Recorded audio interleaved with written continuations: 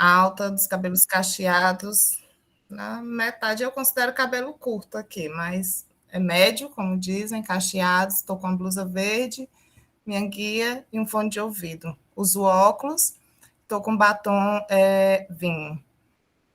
Bom, hoje, nessa noite, né, a gente está aqui com vocês, né, nesse nosso primeiro encontro estadual de pesquisa do GEPES, né, que é o grupo de pesquisa e estudos do Serviço Social na Educação Básica, e que está desenvolvendo agora, né, nesses últimos anos, a pesquisa Tendências do Trabalho de Assistentes Sociais na Educação Básica Pública no Brasil. Né? Então, o GEPES ele fez um ciclo, né, de encontros estaduais, precedendo o encontro, o terceiro seminário nacional, que vai ocorrer em novembro, né, mais tarde a gente vai dar mais informações sobre esse encontro nacional. Eu acredito que boa parte aqui do pessoal já está ciente, né, sobre esse encontro, e hoje aqui nós estamos nesse encontro estadual, né, para conhecer mais como anda a implementação da Lei 13.935 aqui no estado do Piauí, conhecer as experiências que já existem aqui no Piauí, especialmente amanhã, né, nós vamos estar mais aprofundados nessa questão das experiências, e para também reafirmar o nosso compromisso, né, enquanto entidades, né, que estamos aqui, CRES Piauí, Enesso, ABEPS, tem aqui representações de secretarias, né, de universidades, e também profissionais da categoria de serviço social e outros profissionais aqui também já identifiquei alguns outros profissionais que não são do serviço social, né, que estão aqui presentes também. Então, reafirmar nosso compromisso com a educação que a gente deseja, que a gente almeja para aqui, para o estado do Piauí, né? E eu fiquei nessa função, né, de também, além de fazer essa abertura aqui com vocês, também sou a representação do CRES Piauí. Então, eu já vou emendar aqui na minha fala, né, na mesa de abertura, né, a minha fala enquanto CRES Piauí. Deixa eu só abrir aqui, eu não vou projetar, só uma pesquinha que eu fiz aqui, porque como a gente já vai ter, né, as experiências, nós vamos ter falas aí bem importantes, inclusive, que vão trazer um pouco das atribuições também do serviço social, do assistente social na educação básica, eu resolvi concentrar minha fala mais na questão dos avanços e dos desafios, né, que o conjunto Cefes-CRES, especialmente o CRES Piauí, né, aqui no estado,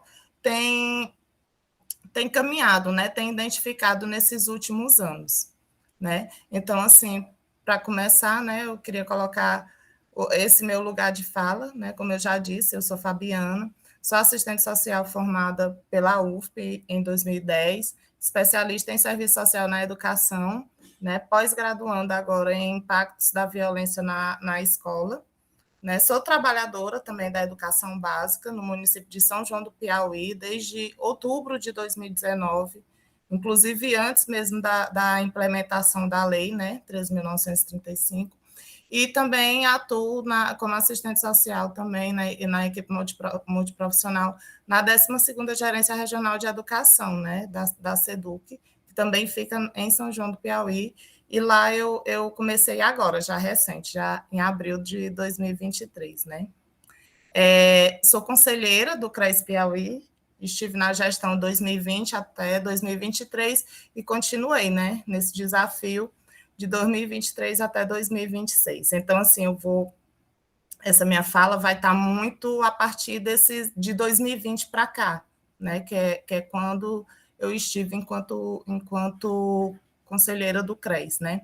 E atualmente eu estou coordenando a subcomissão de educação do CRES Piauí. Inclusive, aproveitar, gente, aqui tem muitos trabalhadores da educação básica, aproveitar e convidar a categoria para fazer parte, né, dessa comissão. É uma comissão de Seguridade Social ampliada, e dentro dessa comissão tem a subcomissão de educação, né, que é através dessa comissão que a gente vem pautando essa discussão da implementação da lei aqui no Estado. Bom, e aí a gente gostaria, a gente sempre frisa, começa a falar, né, que essa luta, né, que muita gente fala que nós somos novos, né, na educação, mas dizer, né, que essa luta ela tem história, né, o conjunto Cefez-CRES, juntamente com a ABEPS e as entidades da psicologia, eles têm contribuições históricas e consolidadas na educação brasileira. Né? Então, são mais de 20 anos aí de luta pela inserção de assistentes sociais e psicólogas na educação básica, né? Se efetivou assim de forma mais concreta agora nesses últimos anos, né, de 2019 para cá, com a efetivação da lei, mas não se findou, né?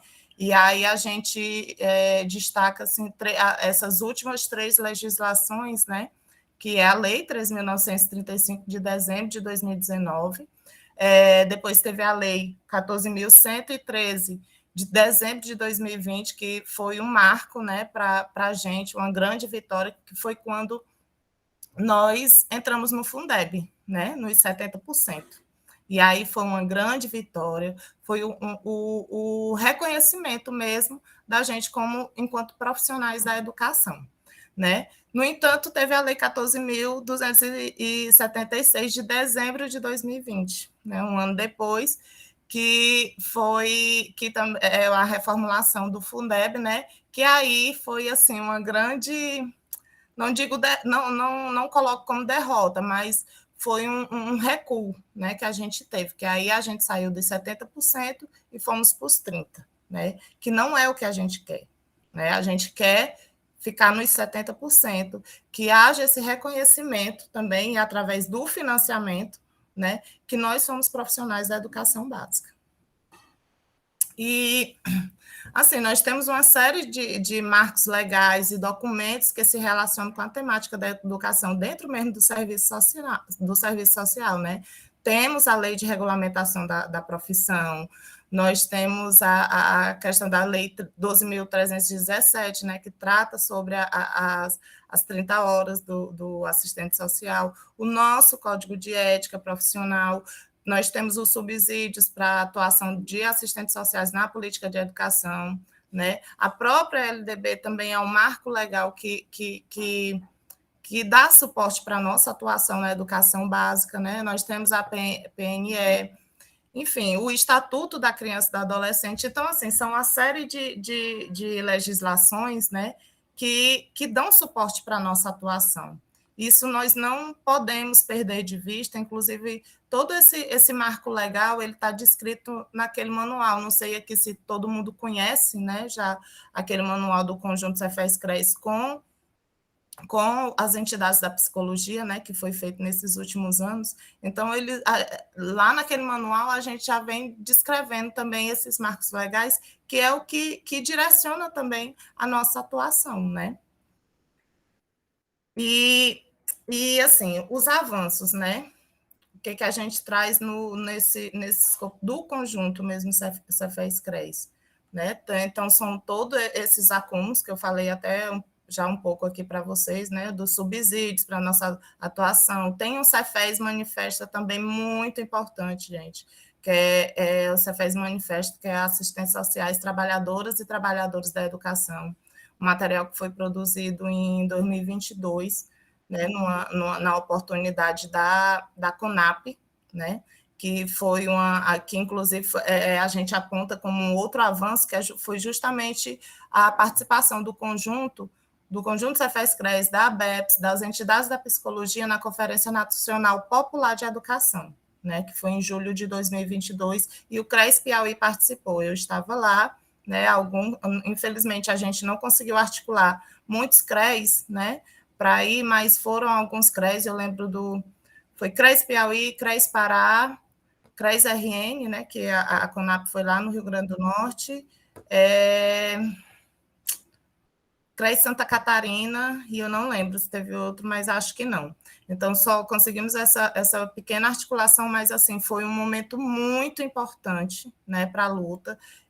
A gente teve a oportunidade de se aproximar, de dialogar com as outras categorias da educação básica, com a própria CNTE, né, que é a Confederação Nacional das Trabalhadoras da Educação, e outras organizações sindicais, né, que justamente para mostrar a importância da lei para a educação básica, quais são as nossas competências e atribuição, né, e principalmente qual a educação que nós defendemos, né? Então, assim, foi um momento muito importante para a nossa luta, para a gente colocar esse nosso posicionamento, né, de qual a nossa defesa, de qual a educação que nós queremos, né?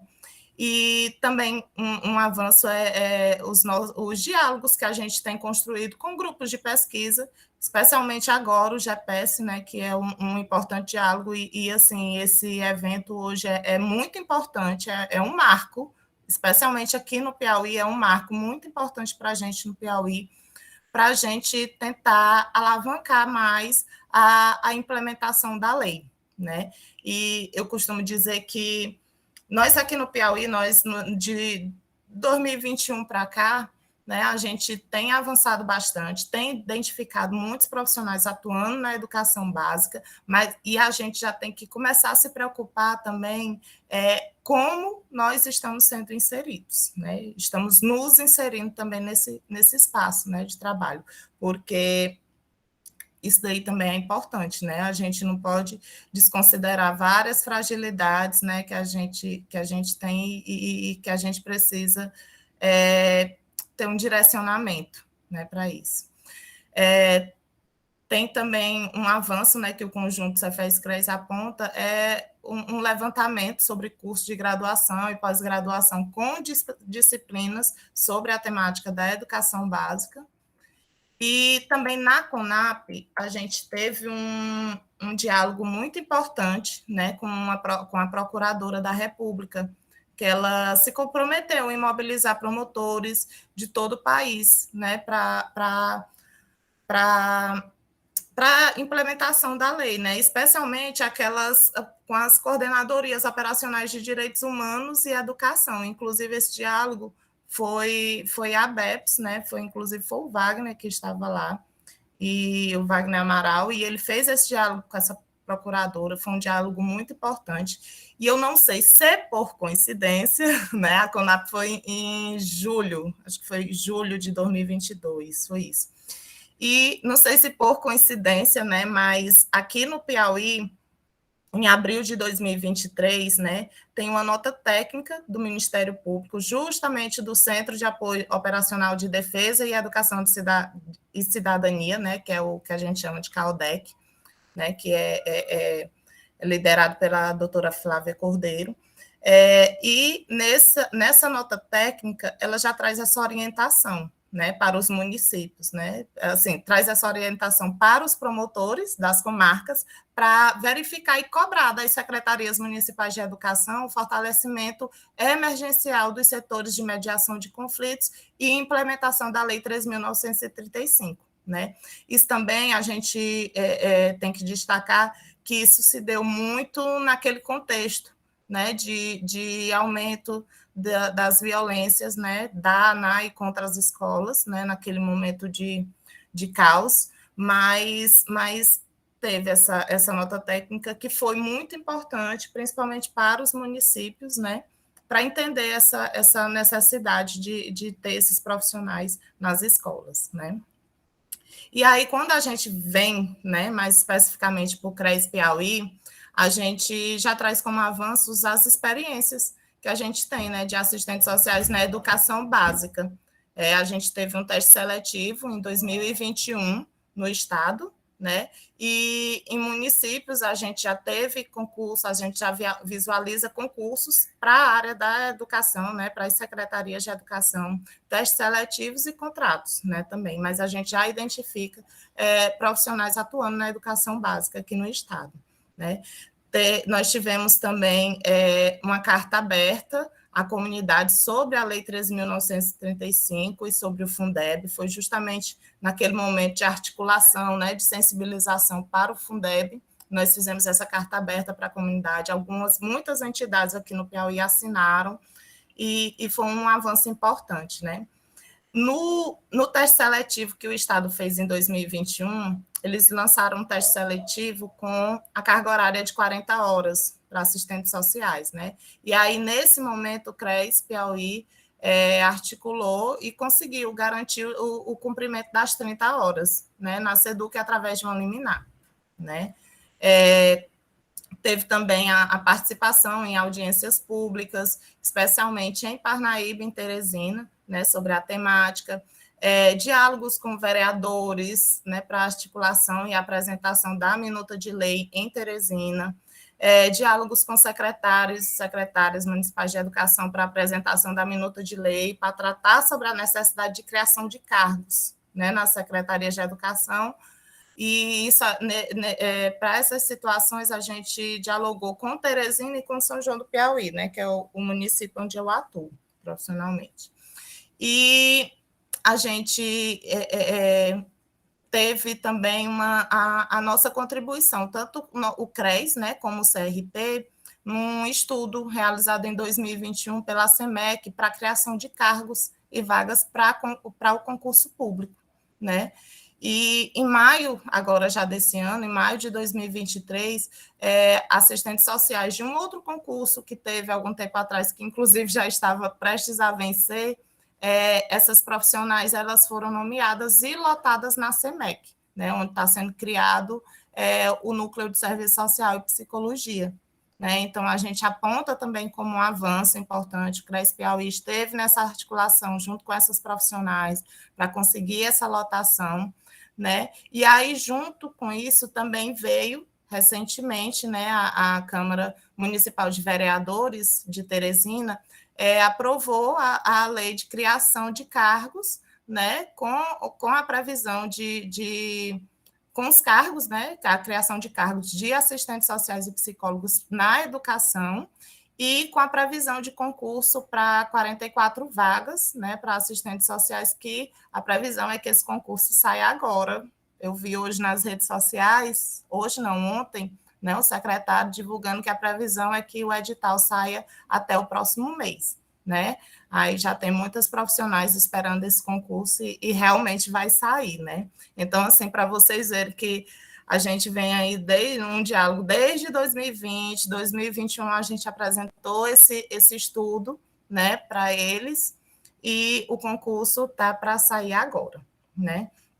Então, teve também, a gente aponta como um avanço importante, a articulação, né, que a gente fez com os deputados federais e senadores para a votação do Fundeb, né, e engajamento mesmo da categoria nessa mobilização. Foi uma mobilização, não sei se vocês acompanharam aqui no estado, os profissionais que estão aqui, mas foi assim uma mobilização que a gente teve mesmo que ser muito ágeis, né, e todo mundo ajudar um pouquinho, né, nessa articulação, mesmo quem não pôde. Uma conselheira foi para Brasília, nós ficamos aqui articulando pelo celular, fazendo ligações, mandando mensagem, falando com uma colega ou outra, para também estar lá, enchendo as caixas de e-mail e do WhatsApp dos deputados, para estar escutando, né, nossas representações lá, porque realmente nessa hora a gente precisa mostrar, né, muita força aí.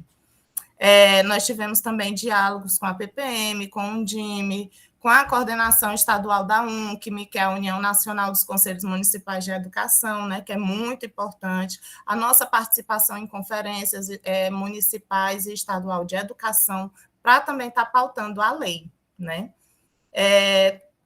E aí, como desafios, né, a gente aponta a criação do GT, né? O GT, o Conjunto Cefes-CRES, ele orienta, né, que a gente faça um GT junto com a categoria das entidades da psicologia, né? E aqui no Piauí a gente está com esse desafio, né? O GT ele teve um tempo que ele funcionou, já tem alguns anos que ele não funciona mais, né? Mas a gente percebe que é uma necessidade, né? A gente precisa estar juntos. Serviço social e psicologia, para estar nessa articulação pela implementação da lei, né? Os diálogos com a PPM e a Undime, né, a gente também considera como um desafio, porque, infelizmente, a gente ainda percebe muita Hoje já diminuiu até bastante, né? Mas com esse trabalho pedagógico que a gente tem feito. Mas a gente ainda percebe muita confusão, né? De vincular a atuação do assistente social à política de assistência social e o da psicologia à política de saúde, né? Então, assim, é um desafio que a gente enxerga, né? Percebe nesses próximos anos também, apesar de já ter melhorado, né?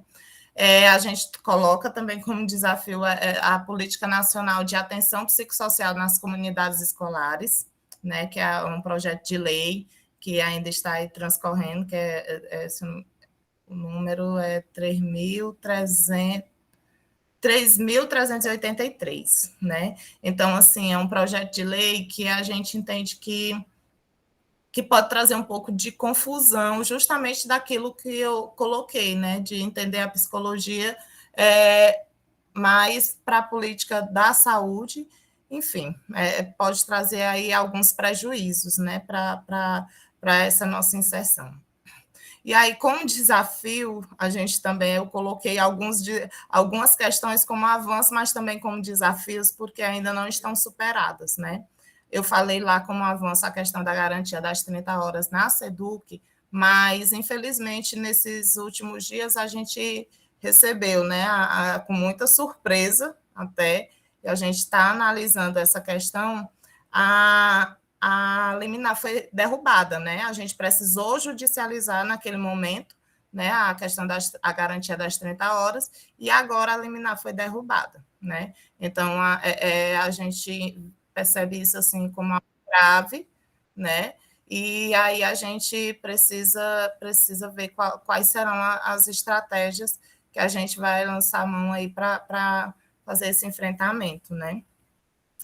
Como desafio também a gente coloca as experiências que a gente já tem, né? Aqui, apesar de a gente já perceber muitas experiências interessantes, mas nós não temos ainda a aprovação da lei, né? E aí isso fragiliza os vínculos, né? Os vínculos dos profissionais com, com os empregadores, né? Então, a gente precisa partir para essa questão da aprovação da lei, né? Os profissionais estão inseridos, mas estão inseridos de forma fragilizadas, né? Um dos grandes desafios é o financiamento, minha gente. Não tem onde. Isso a gente escuta para onde a gente vai, principalmente nessa discussão do Fundeb, né? É o que mais a gente escuta. Na articulação com a CNTE, é o que mais a gente escuta. E o presidente da CNTE, ele fala, né, de forma bem nítida, né, que é até uma expressão que ele usa, né, que o lençol é curto. Realmente é curto. Então, nós, assistentes sociais, precisamos também nos aprofundar dessa discussão, né, do financiamento, né, e é uma questão, inclusive, assim, é um desafio não só o CRES, né, mas para o conjunto mesmo, que a gente precisa avançar nessa compreensão do Fundeb, inclusive, assim,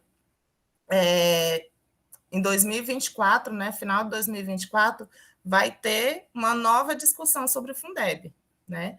E é o nosso maior dever de casa, né, que a gente percebe agora, que é justamente um ano importantíssimo. Esse ano de 2023 e o ano de 2024 são 2 anos assim muito importantes para a luta, para o retorno aos 70%, porque os 30% ele não nos contempla, né? No momento lá de articulação, foi uma grande discussão e um grande conflito mesmo assim entre a gente, né? Porque realmente os 30% não nos reconhece como trabalhadores da educação, né? E nos 70%, sim. Com os 30% se paga tudo, todo o restante da educação. E com os 70% se paga os trabalhadores da educação. Então, é uma tarefa política nossa, né? Inclusive, assim, com a proposta de alteração mesmo da LDB, a gente precisa fazer essa discussão e antes, né? Assim, a gente, na verdade, nós já estamos para mais da metade de 2023 e a gente precisa correr, aprofundar mais essa discussão, porque realmente é um dos, eu considero como um dos maiores desafios nossos, né? E aí, gente, para finalizar, dizer que a concepção de educação que o serviço social tem é de uma política pública de proteção social, né? Então, que a nossa inserção na educação básica não é só uma defesa por reserva de mercado de trabalho, não é uma disputa de espaço com outros profissionais, com outros trabalhadores da educação, e muito menos, mas muito menos mesmo para a reprodução de preconceitos, de conservadorismo no ambiente escolar, né? Que a gente aqui que já atua na área, a gente muitas vezes percebe essa reprodução no espaço, no contexto escolar. Né? A gente precisa ter muito nítido que a nossa luta é para fortalecer a educação pública, a educação laica, de qualidade universal, né? Fortalecer os processos democráticos na escola, contribuir para que a educação seja um direito social e que potencialize as sociabilidades, né? Das infâncias, das adolescências, dos profissionais de educação, né? Então, assim, é importante que a gente dê esse destaque para essa nossa defesa, para a nossa luta. Não é só porque muitas vezes, como o presidente do CNTL coloca, né, muita questão do financiamento, né? E a nossa contra-argumentação deve ser justamente essa. Muitos profissionais até reconhecem a importância da nossa inserção, mas quando vai lá para o financiamento, sempre tem, né, esse argumento. Então, a gente tem que ganhar eles mesmo por essa linha, né, de qual educação pública, laica, né, e socialmente direcionada que a gente quer, que a gente defende.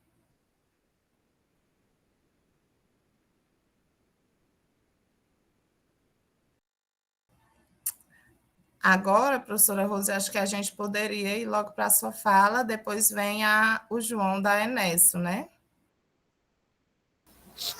Então, boa noite a todos, todas e todes. Né? Depois dessa fala da Fabiane, a gente fica até sem ter o que falar. Né? E minha tarefa era uma fala de 3 minutos, então vou tentar aqui cumprir com o meu tempo e a minha fala. Então, mais uma vez, obrigada, né, pelo convite de parceria com a BEPS. Vou me auto-apresentar. Eu sou uma mulher não branca, de cabelos pretos lisos, né, pela minha descendência afro-indígena. Os olhos são puxadinhos mesmo por conta dessa descendência. O cabelo preto liso abaixo dos ombros. Estou vestindo um vestido branco com flores em salmão, de alcinha. Uso batom vermelho, né? Então, para quem está aprendendo a fazer essa autodescrição, né? Acho que é um processo de treinamento. Hoje estou na ABEPS, né? Na gestão.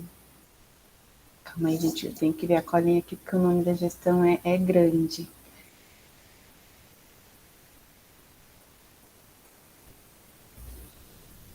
E tá difícil aqui minha cola no computador. Eu lembro que é só Luciana Cantarice presente. Estou no cargo estatutário de representação regional de pós-graduação, né? Nossa vice, a professora Tereza, da Universidade Federal do Piauí.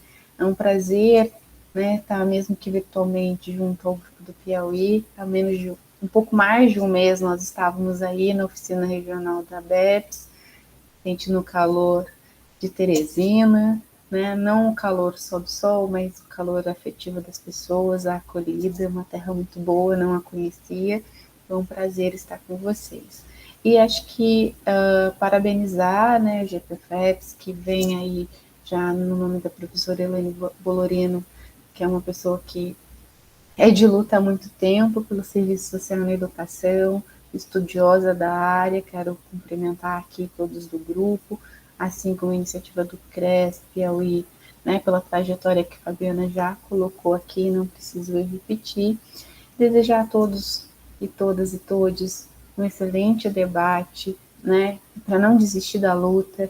Eu sempre digo que a luta, quando tem afeto, ela é mais leve, né, e a luta coletiva, ela é necessária, porque senão o organismo nos engole, né? Quando eu falo Estado, então essa união, essa parceria, a Fabiana já fez o convite, né, de compor aí os profissionais, não só os profissionais, os estudantes, e acho que falar um pouco da importância desse trabalho coletivo das nossas entidades representativas, do conjunto Cefes-Cres, a ABEPS e a Enesco. Né? Dentro do seu regime, né, da sua ordem regimental, as três entidades têm aí se debruçado em lutas coletivas, o CRES no seu exercício de fazer com que a lei se implemente, mas também a ABEPS de pensar a discussão, porque nós formamos também esses profissionais. Então, como pensar essa articulação junto,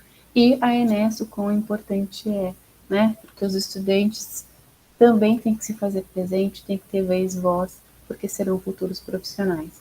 Então, de antemão, quero parabenizar mais uma vez, desejar aqui para todos nós uma, uma boa noite de debates, de trabalho, que a gente possa aproveitar e se ressignificar e ter aí muitos momentos para se despertar da luta e reafirmar, né, o prazer de trabalhos conjuntos com todos os CRES, junto com a BEPS, porque afinal o CRES e a BEPS somos todos nós. Então, mais uma vez, obrigada e bom trabalho a todos.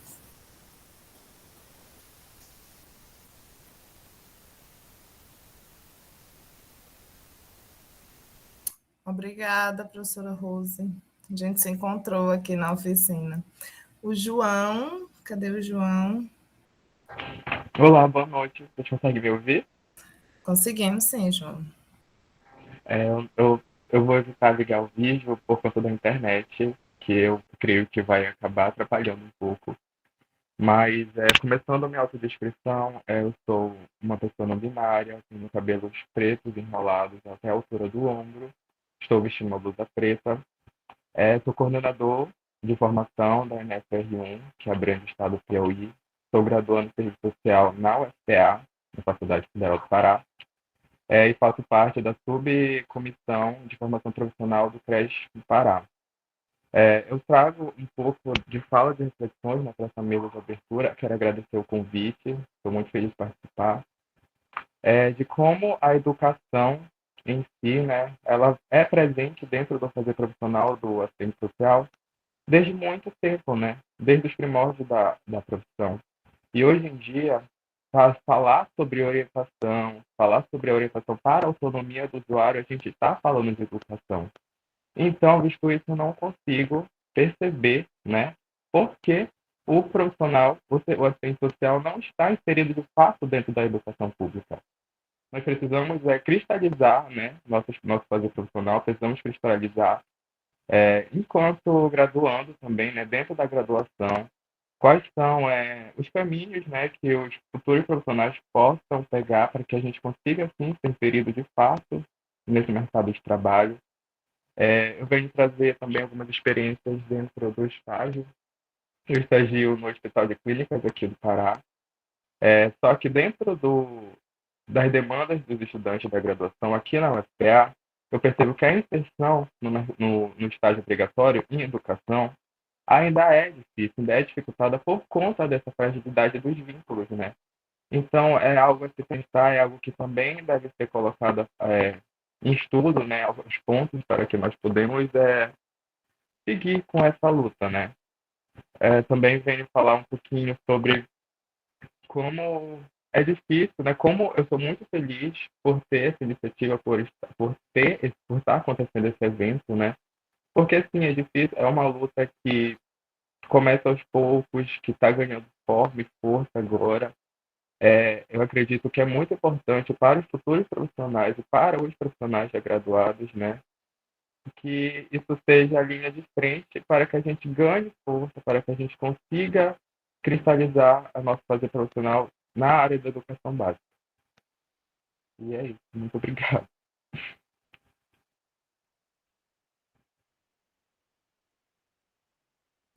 Obrigada, João, pela sua participação, viu? Prazer ter você aqui. Grazi, você vai passar o vídeo agora do GPS?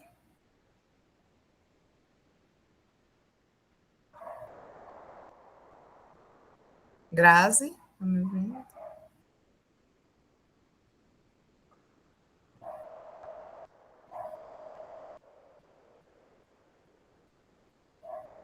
Seu áudio está desligado, Graziela.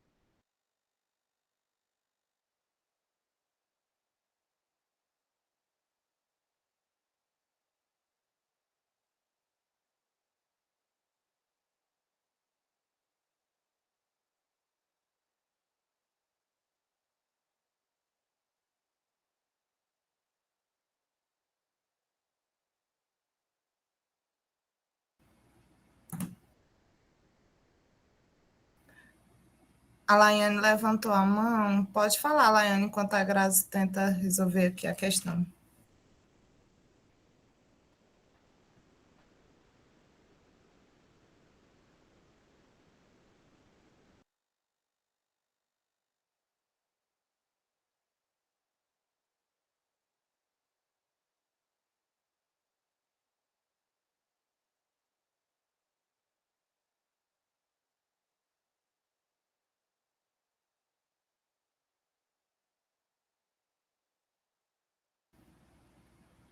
Grazi, você está me ouvindo?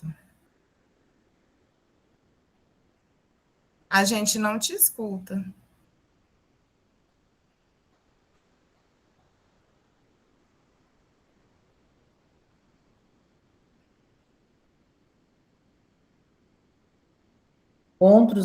Nos primeiros encontros estaduais sobre a pesquisa do serviço social, tendências do trabalho do assistente social na educação básica, para trazer para vocês, né, uma apresentação do que é esse grupo e também dos objetivos gerais dessa pesquisa. O GPS é um grupo de estudos e pesquisa sobre serviço social na educação, criado e inscrito no diretório do CNPq em 2010, aqui na Unesp, campus de Franca, por mim.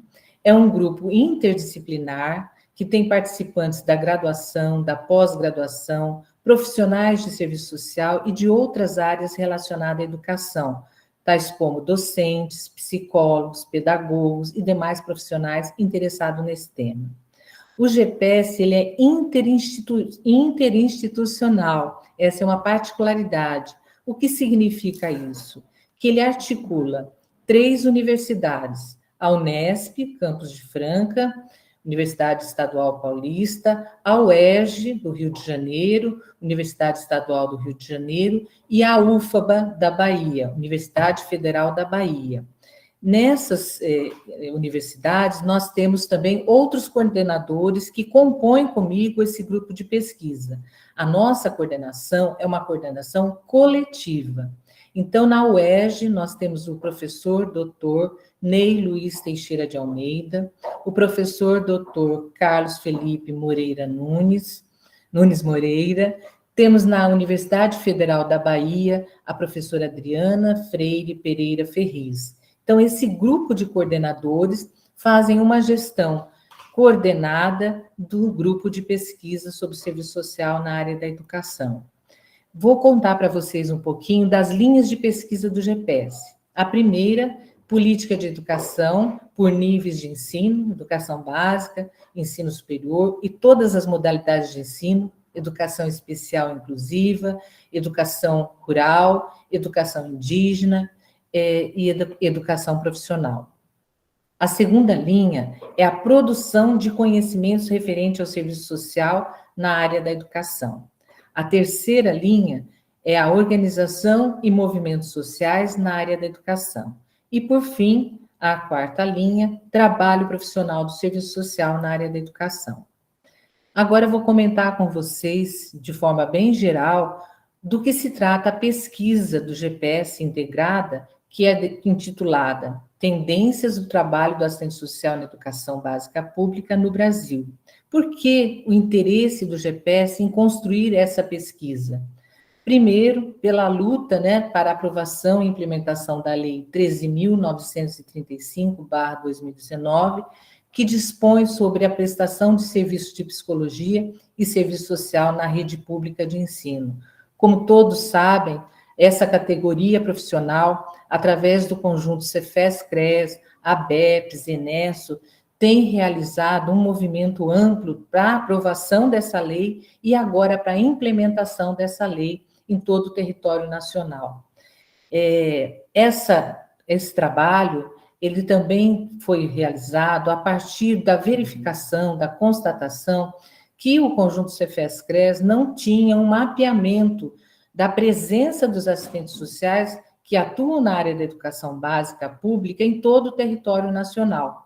Portanto, o GPS, como um grupo de pesquisa, tem a função de produzir conhecimentos, de produzir pesquisas que atendam às demandas dessa categoria profissional. Portanto, realizar essa pesquisa surgiu desse interesse, de efetivar esse mapeamento e analisar quais são as tendências do trabalho do assistente social na educação básica pública em todo o território nacional. O objetivo geral é analisar o trabalho do assistente social na educação básica em todo o território nacional. Os objetivos específicos é identificar os profissionais que compõem, junto com os assistentes sociais, a equipe técnica, de forma específica, o psicólogo na área da educação básica. O outro objetivo é identificar as condições funcionais de trabalho de assistentes sociais que atuam na educação básica nas regiões do Brasil. E, por fim, subsidiar a criação de indicadores referentes a atribuições e competência desse profissional na política da educação. Além desses, outros objetivos que a pesquisa tem é analisar os fundamentos teóricos que sustentam o trabalho dos assistentes sociais, ou seja, quais são as concepções de educação, de política de educação e da própria profissão que pautam, que fundamentam o trabalho dos assistentes sociais. Analisar as requisições e as respostas profissionais desses assistentes sociais, como ocorre o trabalho do assistente social no processo de trabalho no âmbito da educação básica. Refletir sobre os desafios do trabalho do assistente social no trabalho coletivo desenvolvido na área da educação. Vou comentar com vocês também as 3 fases de realização dessa pesquisa. A primeira fase, que nós já realizamos, é o levantamento e atualização da produção de conhecimentos, de teses e dissertações existentes nos programas de pós-graduação em serviço social no Brasil sobre a interface serviço social e educação, analisando essa produção do conhecimento e abordando especificamente como ocorre, essa produção em relação ao trabalho do assistente social na educação básica pública. Então, esse levantamento já foi realizado, já fizemos uma primeira análise e interpretação dos resultados e pretendemos aprofundar essa análise para depois ser socializado essa pesquisa. A segunda fase, que está em andamento, é justamente o mapeamento nos estados e municípios das 5 regiões do Brasil que possuem nos seus quadros de funcionários na área da educação básica assistentes sociais atuando. Com contato direto com esses assistentes sociais, através da pesquisa de campo, será possível a gente conhecer essas tendências do trabalho do assistente social. Essa fase da pesquisa é justamente o motivo, o mote do interesse de realizar esses encontros estaduais da pesquisa nos 27 estados e no Distrito Federal.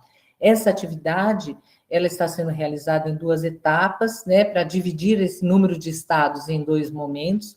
A primeira etapa é que está iniciando hoje, 15 e 16 de agosto, e a segunda etapa, dia 13 e 14 de setembro, para que a gente possa incluir todos os estados do Distrito Federal na realização desses encontros.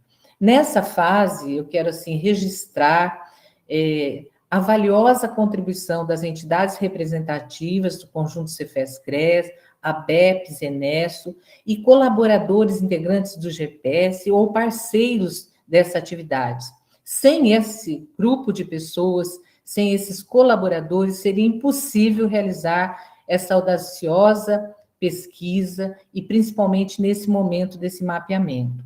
As informações referentes à presença do assistente social na educação básica tanto estadual quanto municipal, de todos os estados, será essencial para efetivar a parte da pesquisa de campo, porque se a gente não tem localizados os assistentes sociais, a gente não tem como enviar, através do Google Forms, um formulário para identificar, né, quais são os desafios, quais as condições de trabalho e quais são as tendências do trabalho do assistente social na educação básica. Então, essa é a etapa que a gente vai realizar após a realização desses encontros estaduais.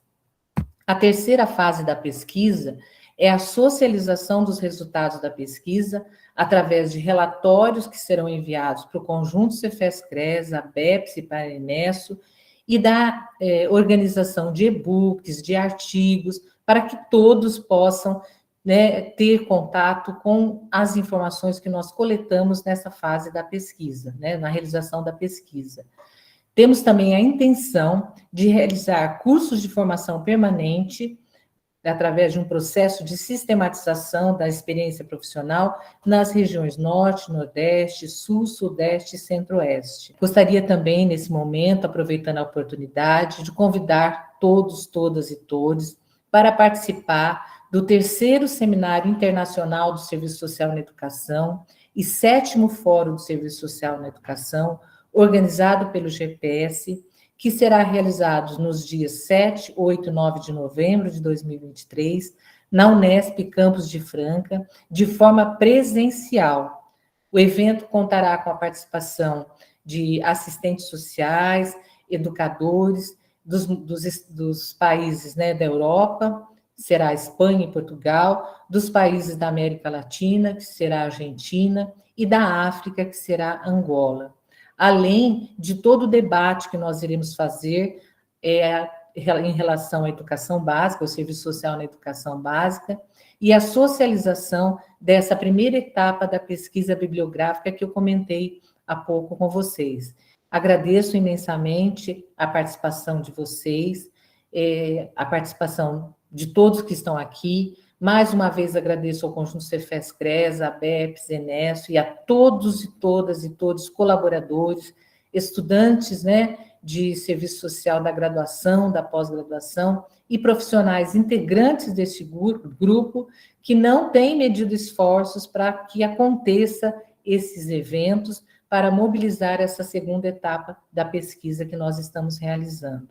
Agradeço imensamente e gostaria de desejar a vocês um ótimo evento, que seja produtivo, que seja um evento de troca de saberes, troca de conhecimento, de energias e de convivência, expressando o afeto que a gente tem, né, em relação a esse debate na categoria profissional de assistentes sociais, inclusive também com o apoio dos psicólogos, que muito têm contribuído nesse debate na área da educação básica. Boa noite, muito obrigado. Vou passar agora a palavra para o coordenador de cada estado dar continuidade a esse primeiro encontro estadual sobre a pesquisa do GPS em todos os estados do território brasileiro e no Distrito Federal. Muito obrigado.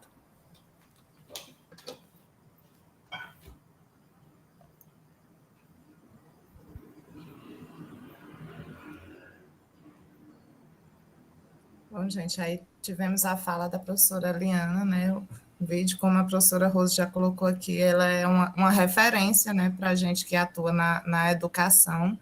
E agora a gente vai passar para a palestra, né, da noite, que tem o tema Os Desafios da Educação Básica no Estado do Piauí, né? E para essa palestra, nós convidamos o professor Raimundo Dutra, que é doutor e pós-doutor em educação, professor da Universidade Estadual do Piauí, e aqui eu falo com muito carinho, foi meu professor também, né, meu mestre, tem uma grande admiração por ele, já contribuiu em outra atividade do CRES Piauí, né, justamente nessa discussão da Lei 13.935, né, e da educação mesmo que a gente defende no conjunto. Então, muito obrigada, professor Dutra, por ter aceito nosso convite, viu, e fique à vontade. Olá, pessoal, boa noite, Fabiana. Eu estou tentando voltar bem aqui minha câmera, mas ela volta, só está lentinho, mas está voltando, viu? Espera aí. Vou ver aqui se eu consigo. O que está acontecendo? Só um minutinho, pessoal.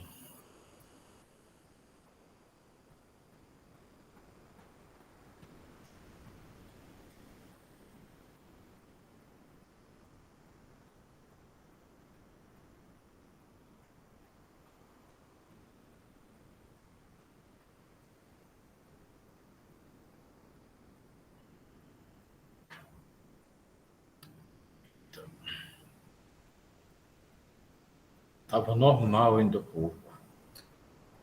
O senhor não quer sair e voltar novamente, que talvez... Pronto, vou fazer melhore. isso. Pronto. Vou fazer isso agora. Enquanto o professor Dutra faz isso, para tentar restabelecer a câmera dele, eu queria informar também para vocês, porque nós tínhamos feito convite para 2 pessoas, né? No caso, o professor Dutra e o professor Leandro, que ele é do Sindicerme de Parnaíba, né? Só que o professor Leandro teve um imprevisto e eu não sei se ele vai conseguir entrar até o final da fala do professor Dutra. Né? O professor Dutra, quando terminar a fala dele, ele vai ficar um pouquinho no debate com a gente, inclusive se tiver alguma pergunta direcionada para ele. Agora e deu. aí a gente vai seguindo assim, tá bom, gente? Pronto. Agora deu certo. De novo, peço desculpas. Boa noite a todos, a todas. Vou fazer minha autodescrição também, né, Fabiana? Eu sou Dutra, sou calvo, né, careca, branco, uso óculos, estou com uma camiseta tipo t-shirt amarela e deu. Primeiro, obrigado pelo convite para estar aqui. É um prazer muito grande estar com vocês, de reencontrar a Carol, de reencontrar a Fabiana. Fabiana, de vez em quando, eu vejo aí nos eventos da vida, né? Então, tema que me foi proposto aqui para falar, né, que são os desafios da educação básica. Eu acho que falar desses desafios nos impulsiona a pensar também nas possibilidades automaticamente. Não que a gente deixe de perceber, de reconhecer os desafios. Eles não deixam de ser desafios. Não deixam de ser. Mas pensando mesmo de como superar os desafios existentes, é que a gente vai alavancando o nosso trabalho, vai alavancando a nossa luta, né? É uma verdade que nós ainda estamos, quando nós falamos de educação, quando nós falamos de educação básica, quando nós falamos de escolas, né, como um todo, independente de ser da educação básica ou das instituições de ensino superior, as instituições ainda estão voltando, né, ainda estão se readaptando, se adequando depois da pandemia, né, no pós-pandemia. O impacto foi muito grande. Não tem como a gente deixar de falar disso. Não tem como deixar de falar disso. O impacto foi muito grande. Assim como foi grande no comércio, como foi grande em outras áreas, né? Em outras áreas que também ainda estão aí se tentando reerguer, na educação não é diferente, né? Também está ainda nessa tentativa de reerguer, né? Mas tem uma coisa que eu acho que é importantíssima a gente falar, né,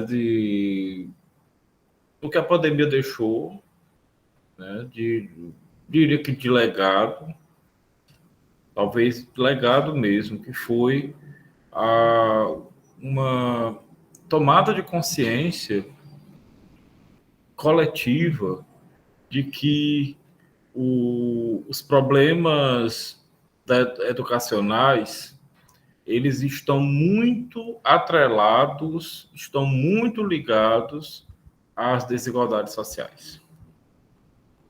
Isso é algo que, para mim, é marcante.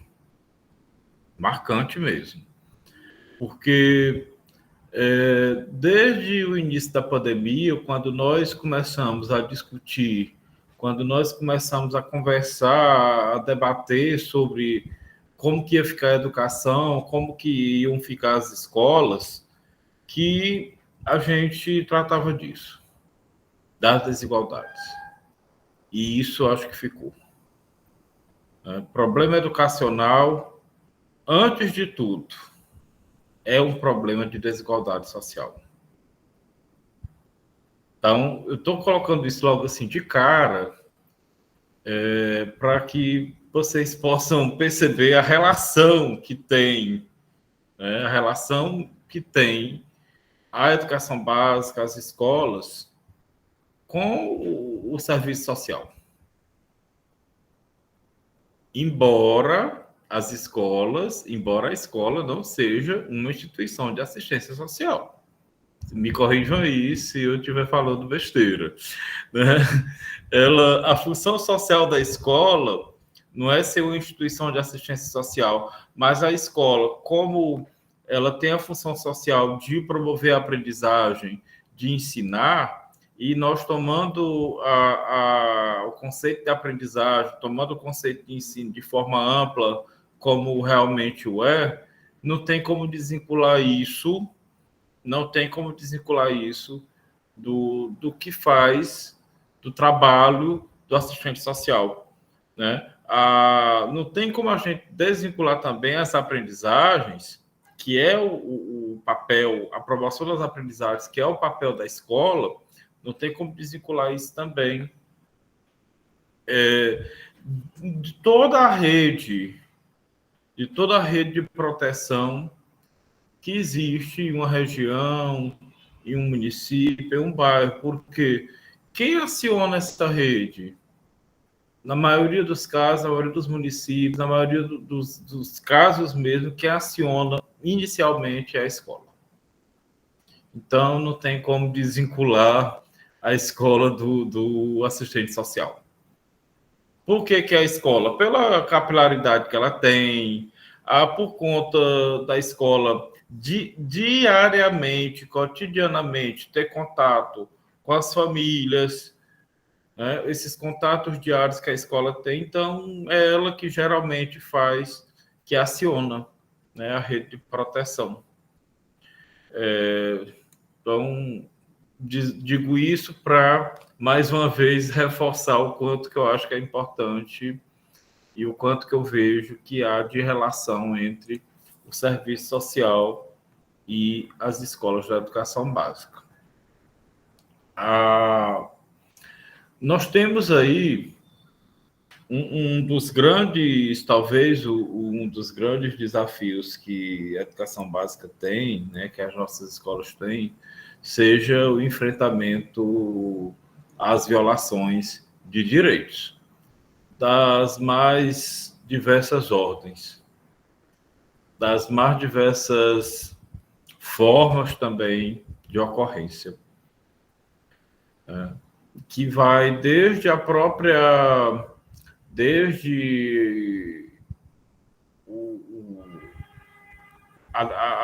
violação do direito à alimentação, né?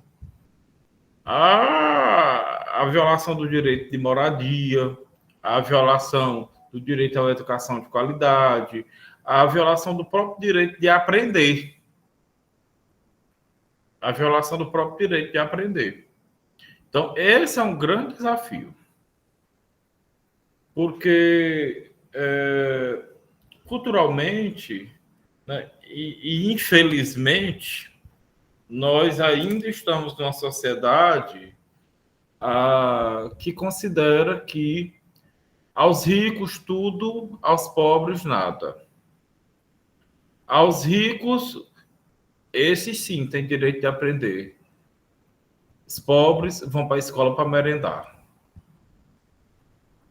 E a aprendizagem desses pobres que vão para a escola?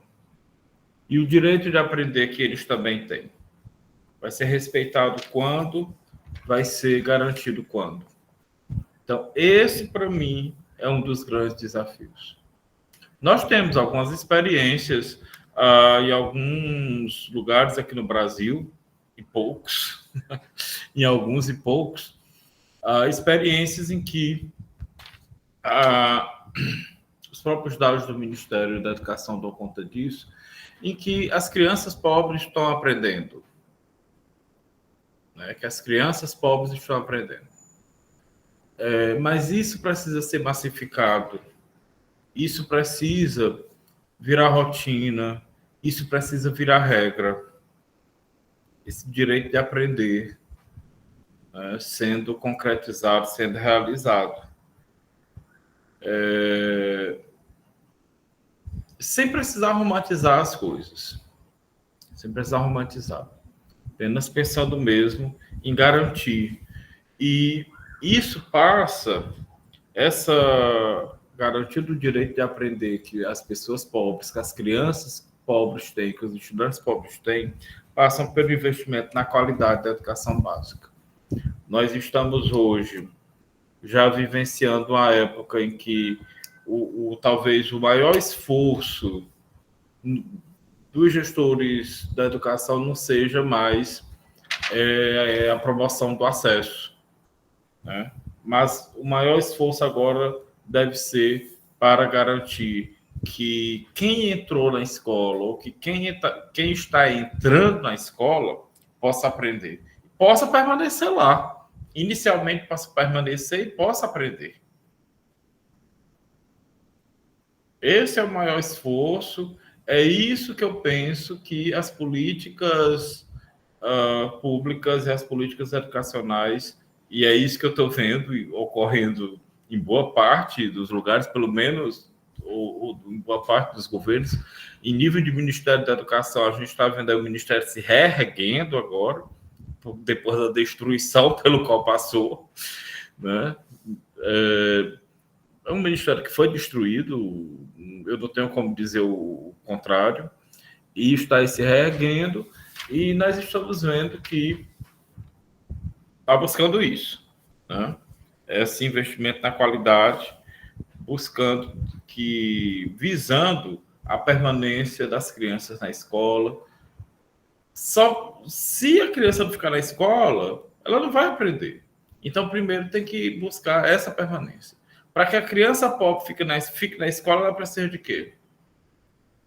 Ela precisa, primeiro, que ela não precise colaborar com o orçamento da família, isso é básico, porque, às vezes, e tem muitos casos, que não são poucos, em que as crianças deixam de ir ou a família faz com que elas faltem muito, né, ou mesmo se evadam, porque tem que colaborar com o orçamento familiar de alguma forma.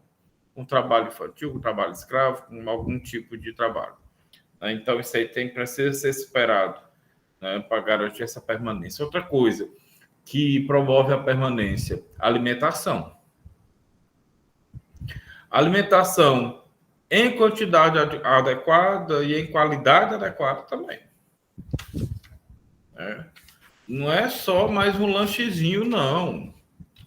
A gente não está mais numa época em dar só um lanchezinho para a criança.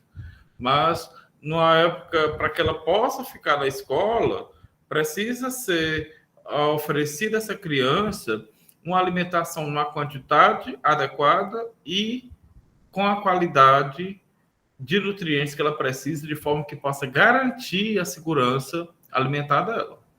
Esse é outro ponto que é crucial para a permanência dela na escola, que eu considero também que é um desafio. É um desafio porque garantir alimentação em quantidade e em qualidade adequada não é barato, né? Não é barato. Então, é um desafio para os gestores públicos também. Um outro ponto que também favorece a permanência na escola é o próprio transporte. Nem toda criança tem uma escola do lado de casa. E não tem gestor público, não tem órgão da gestão pública que possa garantir uma escola do lado da casa de cada criança. Não existe isso também. Então, tem que ter transporte que seja adequado. E aí, quando eu falo em transporte adequado, para que a gente não possa, para que a gente não volte a ver as notícias de que as crianças estão sendo carregadas como animais, em carros de qualquer tipo, em carrocerias, né? Um transporte adequado, que não provoque cansaço, que não provoque fadiga, para que essa criança possa chegar na escola disposta para aprender, disposta a ficar na escola, né? Disposta a aprender. Então, esse é um outro desafio, e esse é um ponto também que garante a permanência, né? Que assegura a permanência dela na escola. Então, vejam que nada disso é fácil, porque envolve recurso financeiro. E quando envolve recurso financeiro, envolve vontade política, envolve decisão política e planejamento por parte dos órgãos gestores. Isso tudo é um desafio, mas é urgente que se pense nessas questões. Senão, como é que as crianças pobres vão aprender? Rico aprende porque rico tem alimentação adequada, em tese, né? Pelo menos em tese, alimentação adequada, tem todas as condições para aprender. E as crianças pobres não aprendem porque não têm as condições. Não é porque, como a gente escuta de vez em quando por aí, Deus quis assim, não é porque eu não estudei, então meu filho também está seguindo o mesmo rumo. Tá?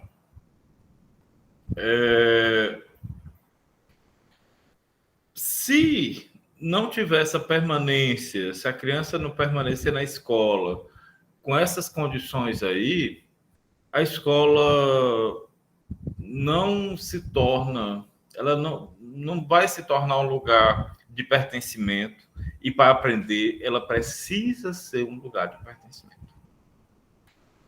Para que a criança possa aprender, ela precisa estar no lugar onde ela se sinta parte. Para que ela possa aprender, ela precisa estar no lugar onde ela se sinta bem. Onde, no mínimo, ela possa esperançar alguma coisa. Principalmente as crianças pobres. Que a gente sabe que as famílias que são mais pobres, elas vão ter na educação a possibilidade de ascensão econômica, de ascensão social. Mas, para isso, elas precisam também acreditar, precisam esperançar, mas até para esperançar e até para acreditar tem que ter as condições. Ninguém acredita do nada. Ninguém acredita do nada mesmo. Então, construir sonhos, construir o futuro. A escola, se ela não voltar a ter esse sentido, as aprendizagens não vão ocorrer também, não. Um outro ponto que é um desafio grande para os gestores da área da educação é o aumento dos índices de aprendizagem. Esse é um super desafio, principalmente para os gestores. Por quê? Porque aumentar os índices de aprendizagem hoje, de alguns anos para cá, significa também ter uma maior possibilidade de busca de recurso, de conseguir recursos junto às agências financiadoras, mas para isso tem que mostrar índices que sejam razoáveis, né? Então, é um trabalho que não acontece da noite para o dia também. E como nós temos uma cultura aqui no Brasil de descontinuidade nas gestões, se torna muito difícil. Porque quando são poucos os casos em que há continuidade. E se nós formos esperar que esses índices, esses resultados na área da educação apareçam em 2, 3 anos ou em 4, em que se faz a gestão de um determinado grupo político ou por um determinado grupo político, eles não vão aparecer aí. Eles vão aparecer depois. Mas esse trabalho precisa ser continuado. Os casos de sucesso que a gente tem, ou os casos em que as redes apresentam índices de aprendizagem mais altos, em todos eles, uma das características que a gente identifica é a continuidade. Mesmo onde quem veio depois não é do mesmo partido, e mesmo onde quem veio depois não é nem do mesmo segmento político. Mas se deu continuidade às políticas, os resultados apareceram. Então, mas isso, infelizmente, é exceção, viu? E é um desafio. É exceção e é um desafio. É uma lição que nós precisamos aprender ainda. Que o Brasil precisa aprender. Essa continuação da política na área da educação. Ninguém faz milagre em 4 anos. Né? Basta ver, por exemplo, o caso de Teresina, né? A continuidade durante várias gestões de um mesmo partido político, né? De um mesmo grupo político. O caso de Sobral. Sobral, me parece que mudou, inclusive, de grupo político, mas a política educacional não mudou. A política não mudou, as prioridades não mudaram. E o que é prioridade hoje para a gente na educação básica? Formação de professores é prioridade. Tanto a formação inicial como a formação continuada. Deve ser prioridade. Senão, índice não sobe. Índice de aprendizagem não sobe. Formação de gestores. Formação de gestores é imprescindível. Ninguém aprende a ser gestor da noite para o dia. E fazer gestão de escola não é fácil. Fazer gestão de nada é fácil, né? Fazer gestão de lugar nenhum é fácil. Mas fazer gestão de uma instituição que tem como função social ensinar, promover a aprendizagem, algo que envolve aí multifatores, isso não é fácil mesmo. É super complexo. Então, formação de gestores tem que ser uma prioridade, tem que ser um trabalho também permanente, trabalho contínuo. A continuidade das políticas é outra coisa que tem que ser prioridade. Enquanto não for encarada como prioridade, nós vamos ficar nesse vai e volta o tempo todo. Vai e volta. Como a gente vê em muitos municípios, ou na maioria dos municípios aqui do Brasil. Isso tudo é desafio, viu? É desafio porque envolve questões culturais. Né? Envolve questões culturais. Principalmente quando a gente pensa, quem ganhou agora fui eu, agora vai ser tudo do jeito que a gente pensa. Se o tudo do jeito que a gente pensa for para reconstruir, tudo bem. Mas se for pensando única e exclusivamente em acomodações, em favores pessoais ou de grupos, aí já não funciona. Né? Não funciona mesmo. Deixa eu ver um outro ponto que eu trouxe aqui. Formação de professores, que isso aqui é prioridade. A gestão do ensino é um desafio, mega desafio, a gestão do ensino. E precisa ser encarada como prioridade também. Por que é um mega desafio? Porque nós não temos a cultura ainda de ter o ensino gerido. Nós não temos essa cultura. O que parece, muitas vezes, é que quando se fala em gestão do ensino, boa parte das pessoas pensa logo em monitoramento, em policiamento, em algo que seja para engessar. E gestão do ensino não é isso. Fazer gestão do ensino não é para engessar ninguém. É para acompanhar, é para assessorar, é para ajudar a fazer escolhas, é para ajudar a fazer redirecionamentos quando necessário. Mas não é uma coisa fácil de fazer, porque a gente tem essa questão cultural bem aí que dá um distanciamento absurdo ainda entre o professor que está na sala de aula, o professor que está na escola e quem faz esse trabalho de gestão. Então, é um desafio para os gestores isso. É um desafio. Mas as redes que têm apresentado bons resultados foi uma das prioridades que elas tiveram que eleger. Foi a gestão do ensino. Não tem nenhuma rede que esteja aí com bons índices que não tenha colocado de forma prioritária a gestão do ensino. Nenhuma. Tá? Nenhuma. E é um grande desafio, como eu disse para vocês. Um outro desafio que eu considero assim também enorme é a promoção da participação da comunidade no cotidiano das escolas. Esse aí é dificílimo, super difícil, mas necessário. Super necessário.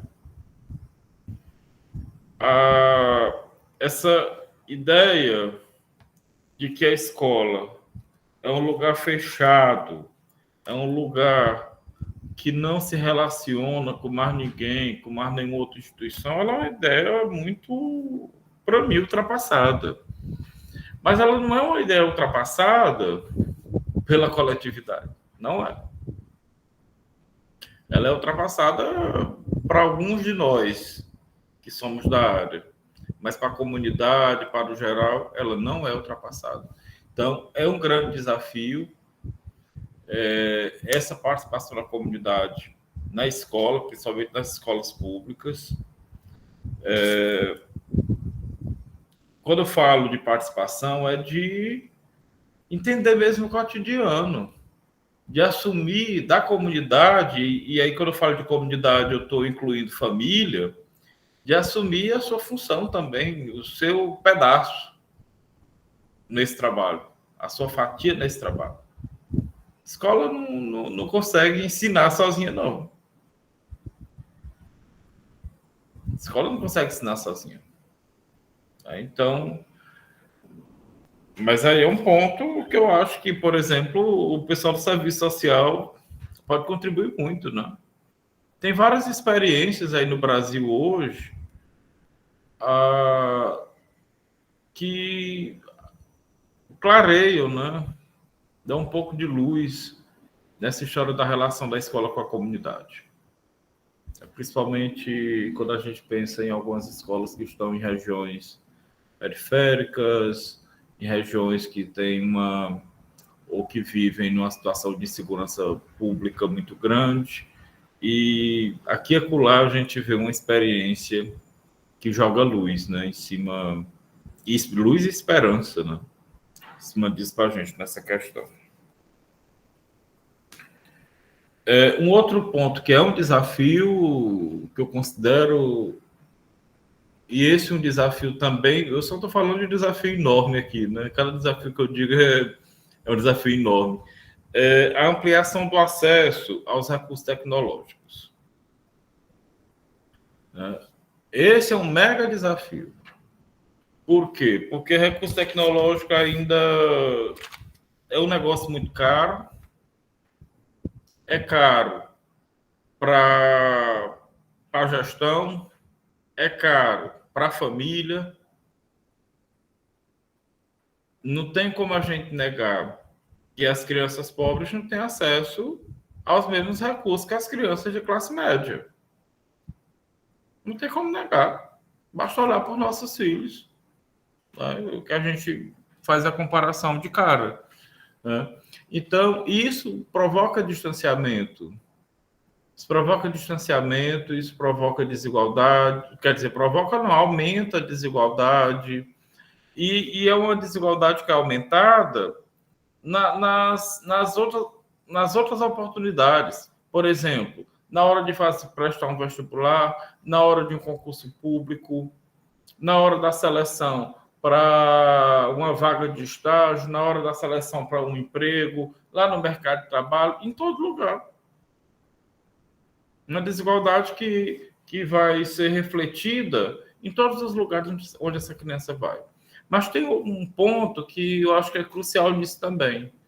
É pensar, não adianta também achar que tecnologia, que recurso tecnológico vai salvar tudo, que não salva tudo, não. Não podemos romantizar recurso tecnológico. A gente precisa pensar, e esse é um desafio grande também na educação básica, para que serve esse recurso tecnológico? Que relação eu, professor, vou ter com ele? Que relação as crianças, que os estudantes vão ter com esse recurso? Qual tipo de relação que vai ser estabelecida? Nós vamos fomentar uma relação romantizada, uma relação onde agora eu vou ter que comer, ou na hora do almoço, para eu ser o bonzão, tenho que estar com o celular na mão. É esse tipo de relação que vai ser proporcionada, que vai ser promovida, que vai ser fomentada pela escola, ou é uma relação em que, recurso tecnológico é bom, ele tem suas funções, mas a gente vai preservar o humano, vai preservar o que é da interação social também, que é importante. Isso é um desafio para ser pensado na educação. Porque em muitas redes, quando os recursos tecnológicos estão chegando, eles estão chegando como se fosse a salvação do mundo, a salvação das crianças. E não é. Esquecer o que se é, o que se tem, o que se faz, esquecer o próprio sentimento de humanidade, isso aí só ocorre quando vai sendo fomentado também, né? Da forma como se vai introjetando esses recursos do cotidiano das crianças. Então, é um ponto que tem que ser pensado. E é desafiador. É desafiador por quê? Porque a gente tem uma mídia aí que diz o contrário, né? Tem uma mídia que diz o contrário. A gente tem a própria sociedade que já está engolindo tudo com muita facilidade, dizendo o contrário também, né? O próprio modo de viver, que as coisas vêm como um rolo compressor, e a gente vai só entrando sem se perceber do que está fazendo. Eu vou dar só um exemplo aqui, saindo um pouquinho do campo, não sei, mas dar um exemplo. Hoje, quem é de nós que ainda aguenta, que ainda faz ligação de telefone, e a gente não faz porque a gente não quer ouvir. A gente não faz ligação porque a gente não quer ouvir o outro. Aí vocês recebem um áudio, você bota lá no... Daqui a um dia vão criar a velocidade 4. Porque você bota na velocidade 2, porque você não tem paciência para ouvir aquele áudio também. Eu estou dizendo aqui nós todos. Não sei se todos, mas nós. Mas isso aí, a gente foi sendo colocado nesse bolo sem perceber que nós que falamos tanto de intolerância, sem perceber que nós que falamos tanto de que o outro precisa ser ouvido, e olha, nós mesmos entrando no rolo. E é isso.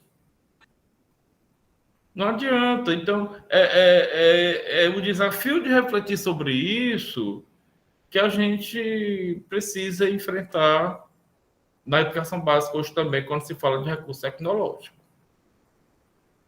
De refletir sobre questões desse tipo.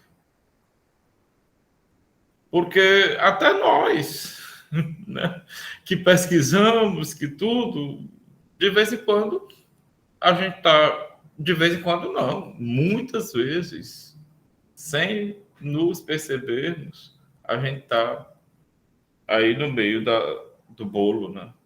Para mim, um grande exemplo é esse do WhatsApp. É um grande exemplo.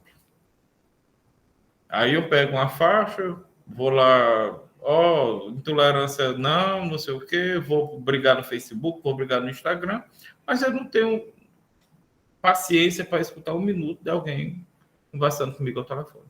E isso é intolerância. Né?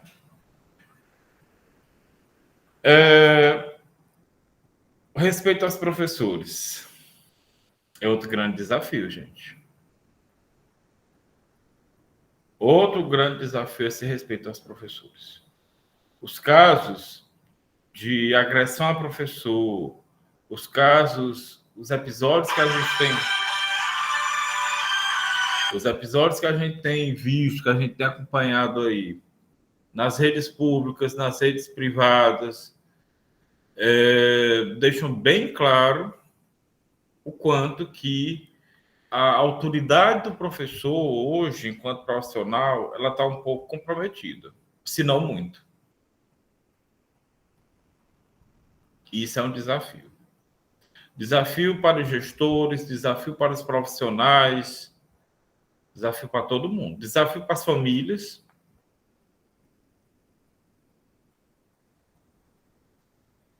Porque se não houver esse respeito ao professor, que é quem está ali diretamente coordenando o processo de ensino, como é que essas crianças vão aprender? Como é que elas vão aprender? Se elas não conseguem perceber o professor enquanto profissional que está ali para ajudar, que está ali para ensinar, como é que ela vai aprender? Se a função dela é aprender. Então, esse é um grande desafio. E eu digo para vocês que é um dos desafios também que tem deixado os gestores de cabelo em pé. Os que têm cabelo. E os que não têm... né? E os que não têm, como eu, fica sem dormir. Mas não é um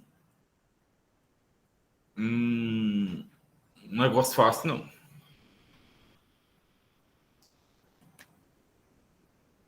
O certo é que não dá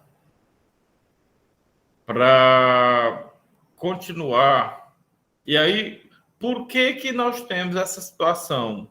E você deve saber muito mais do que eu, claro. Essas situações de violência, de agressão, de desrespeito dentro das escolas, elas não nascem dentro da escola. Não é só na escola que tem. A nossa sociedade está toda cheia disso. A escola é só o reflexo. Na escola ocorre o reflexo de tudo isso. Por quê? Porque lá no bairro tem.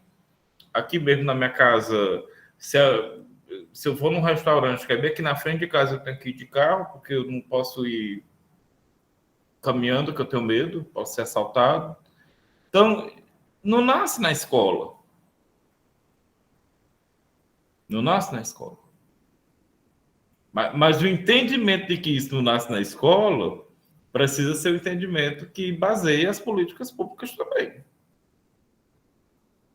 Senão não vai se entender que é um negócio mais complexo, que é uma questão mais complexa. Tá? Então é isso. Esses são... a educação profissional, para mim, também se apresenta como um grande desafio, principalmente em época como agora que se discute o currículo aí do ensino médio, precisa se pensar muito para o que vai servir essa educação profissional, precisa pensar muito. Nós temos um histórico de que, em muitas situações, em muitos períodos, em vários períodos da história do Brasil, a educação profissional era algo totalmente que tinha um objetivo que, no final, só aumentava as desigualdades.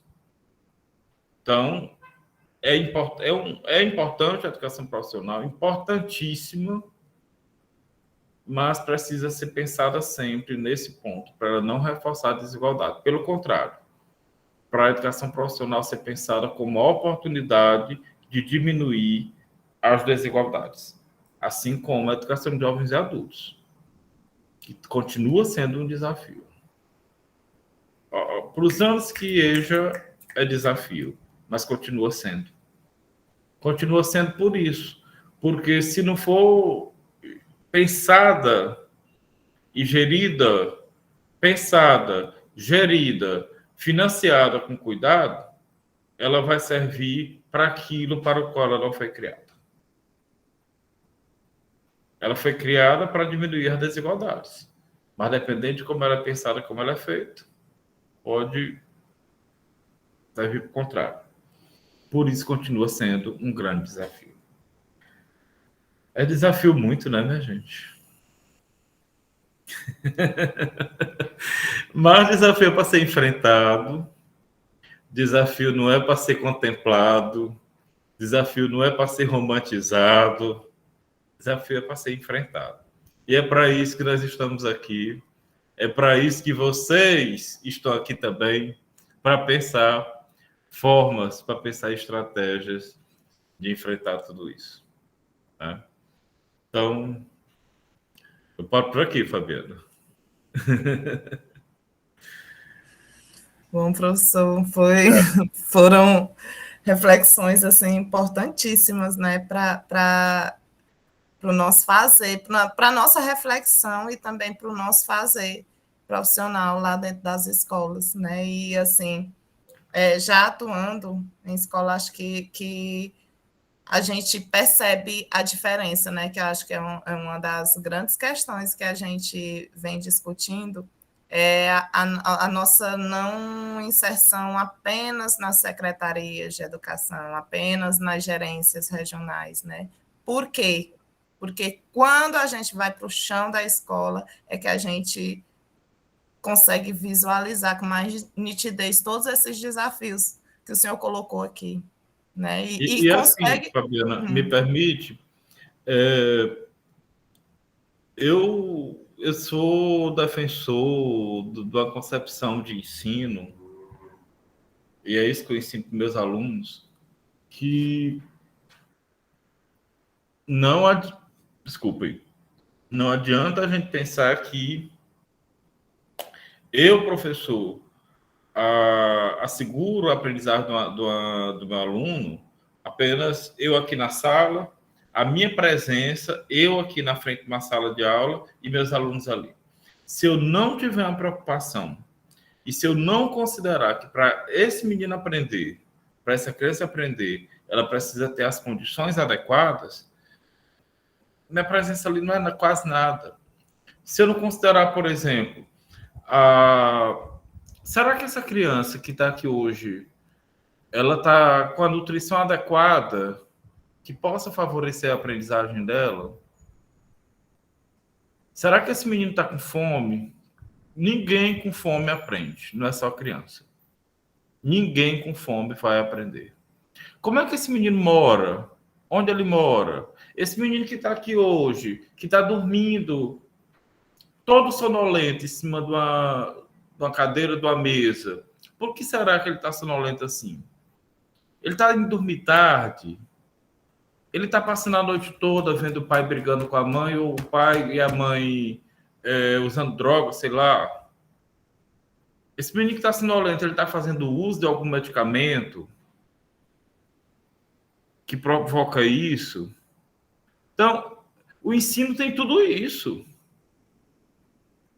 O ensino não é só vir para cada aula falar, não. Isso não assegura quase nada de aprendizagem, né? Tem outro monte de coisa, vários outros fatores que influenciam no ensino, que são sociais, que são biológicos, que são afetivos, que são de toda a ordem. Por isso, gente, isso tudo é social, isso tudo... Olha o campo aí para o serviço social, né? O quanto que esse negócio é amplo. Verdade, professor, verdade. E assim, e do mesmo jeito que o professor não consegue fazer isso sozinho, nós também não conseguimos, né? Porque a gente também lidar com essas questões, né? De que às vezes, quando a gente chega lá na escola, alguns profissionais pensam que não vão resolver, acabaram-se os problemas. Não. Mas assim, é por isso que a gente fala em comunidade escolar, né? Então tem que ser todo, e é um grande desafio, como você colocou aqui, ter esse envolvimento da comunidade escolar na garantia desse processo de ensino-aprendizagem. Aí aqui nós já temos algumas pessoas com as mãozinhas levantadas. Se eu não me engano, a Adriana Araújo levantou primeiro, não foi isso, Adriana? Pode abrir seu microfone. Aí vamos combinar, porque o professor Dutra ele tem um horário, né, para sair. E aí acho que a gente tem. Eu só tenho mais 10 minutos aqui, viu? Pronto. Pois podemos combinar da gente fazer nossas perguntas, intervenções em 1 minutinho e aí passar a palavra para ele. Aí você prefere como, professor? A gente faz em bloco ou... Eu acho que bloco rende melhor. Pronto. A gente precisa. Vamos fazer em bloco de 3. Ver se tem mais alguém aqui. Vamos lá, Adriana, comece. Bom, só me responda, a unidade escolar de Seu Arco Verde que está aí, é de onde? Professor, é a gestora de uma escola no município de São João do Piauí. Ah, tá. Não, é porque tem uma escola em Batalha, que é com esse nome, aí eu ia perguntar se era de não, lá. É lá de São João do Piauí, é a gestora que é bacharel também em serviço social. Ela é professora, okay, mas é bacharel. Na verdade, é assim, eu anotei todos os desafios que o senhor estava comentando, né, elencando. Aí eu estava lembrando de cada situação já vivenciada, né, no meu fazer profissional.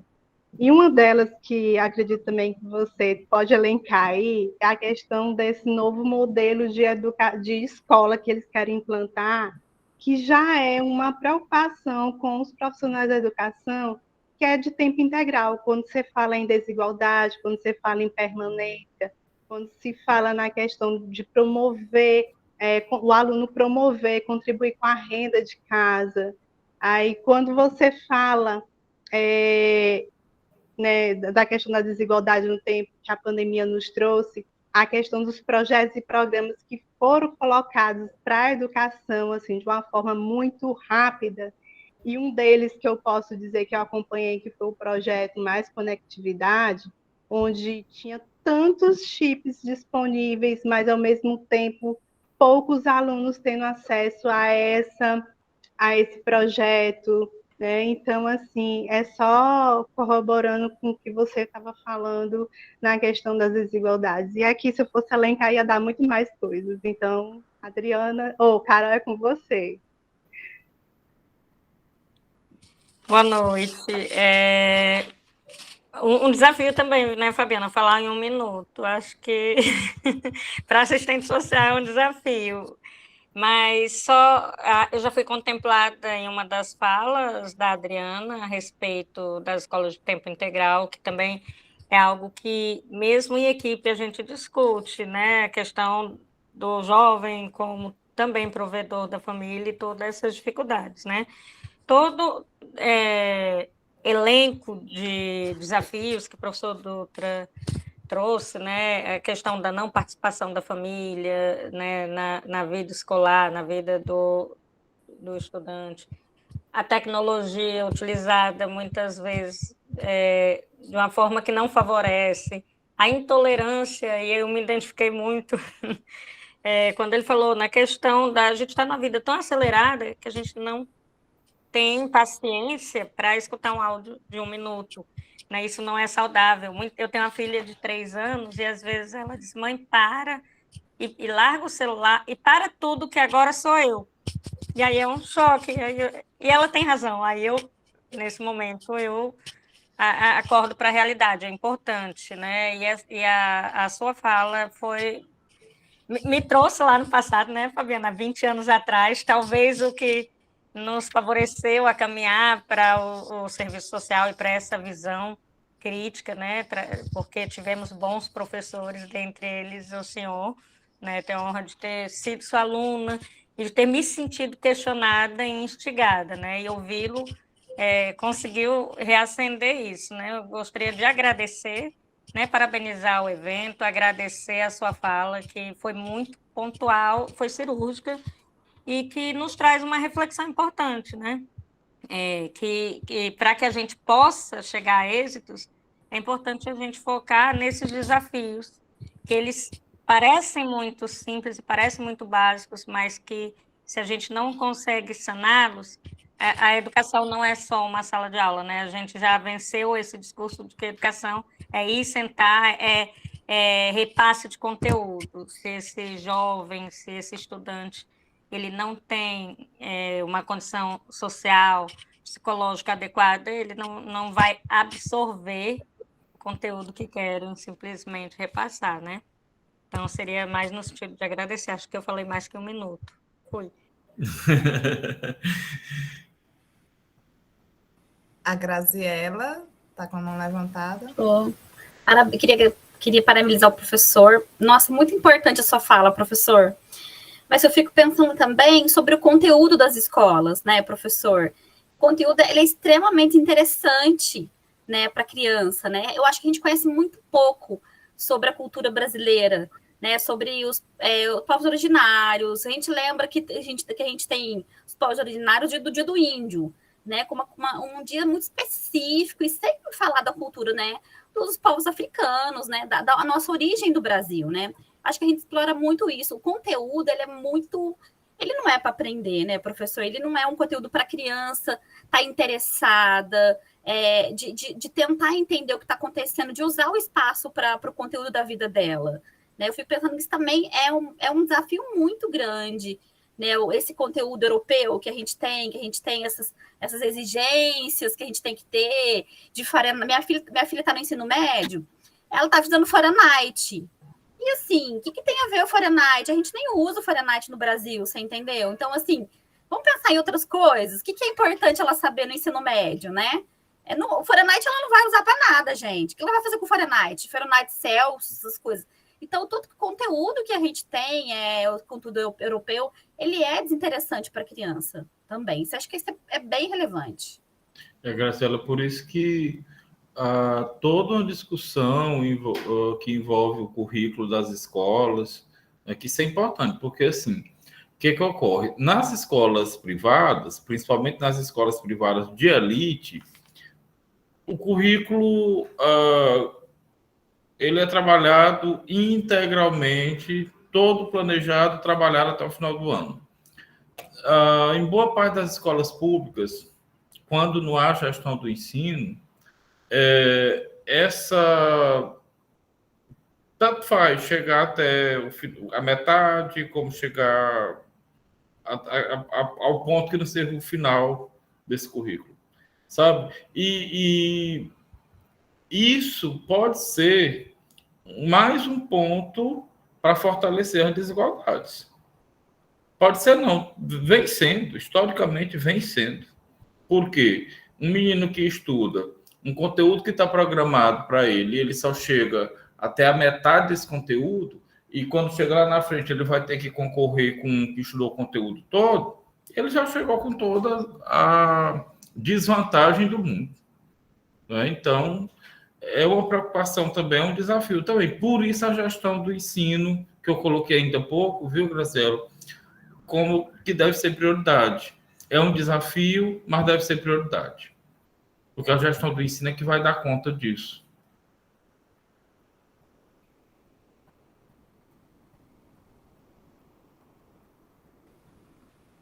Pronto. Gente, temos mais alguém? Eu olhei no chat e não vi nenhuma pergunta, pelo menos até agora. Tem mais alguém que queira colocar alguma questão? Pode abrir o microfone e falar. Sou eu, né? Então, boa noite.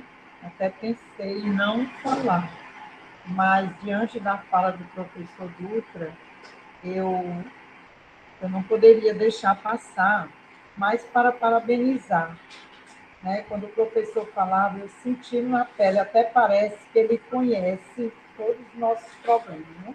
Sou gestora aí da escola Mas deixa eu só me permita bem que eu conheço. Eu trabalhei na educação básica há muito tempo. Exatamente. Viu? Parece que os problemas ele é único. Eu fui gestor da educação básica, eu fui secretário da educação. Então, professor, eu pensei assim, nossa, ele já conhece, ele conhece mesmo, ele tem prioridade, né? Então, professor, parabéns, eu quero mesmo parabenizar a sua fala, é excelente, né? São muitos desafios, mas a gente sabe que é a nossa realidade, né?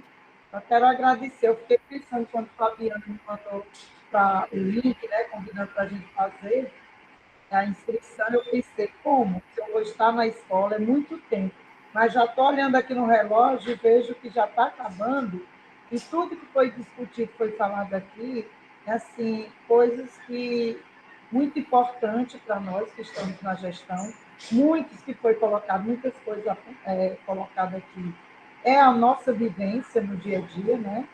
Mas traz assim um aprendizado muito grande. Então, só quero mesmo agradecer, viu, professor? Excelente a sua fala. Parabéns. Ok.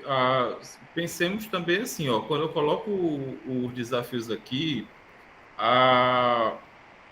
os desafios, eu pontuei coisas que são bem, que dizem respeito ao cotidiano das escolas, mas que são desafios também para os gestores. Ser gestor da educação não é fácil, não, viu? Não. Não é fácil.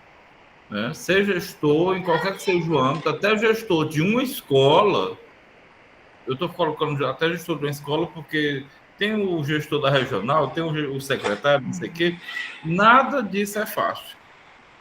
Né? Então, é desafio para todo mundo, o desafio aqui é em cadeia.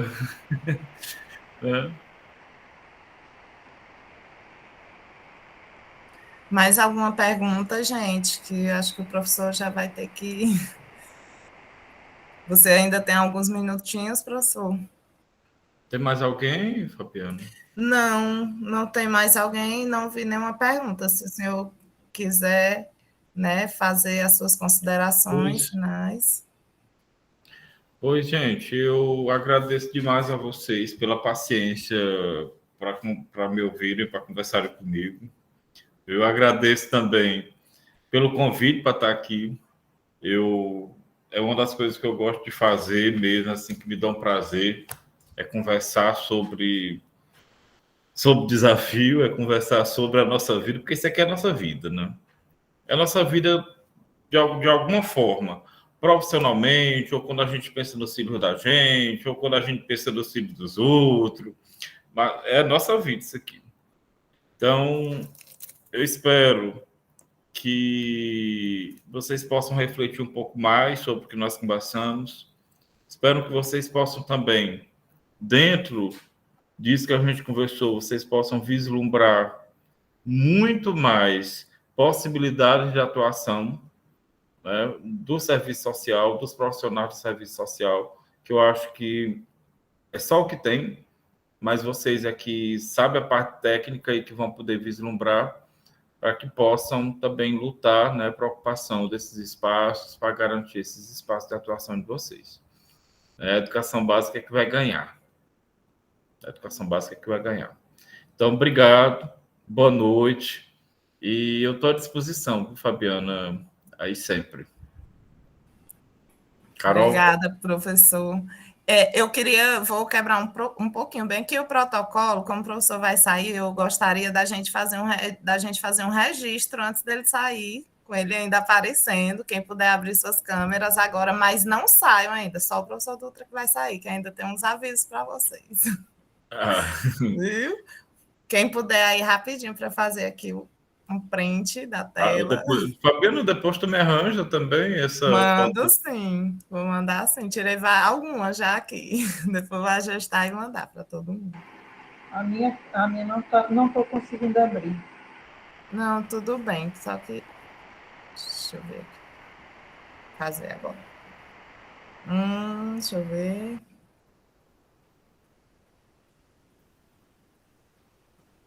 Tirei uma.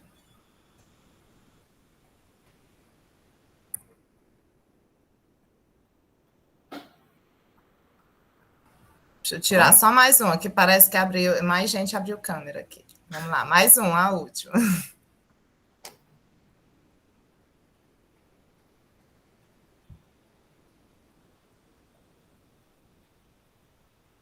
Pronto. Pronto.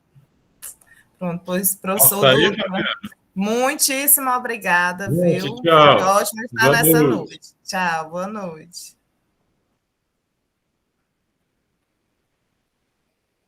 Bom, gente, então vamos dar continuidade aqui, né? Alguém tem alguma questão para perguntar? Tem o João Pedro aqui da Enesso, né? Que é a Executiva Nacional de Estudantes de Serviço Social. Ele fez uns apontamentos bem interessantes. Tem a professora Rose, acho que ainda está aqui, né?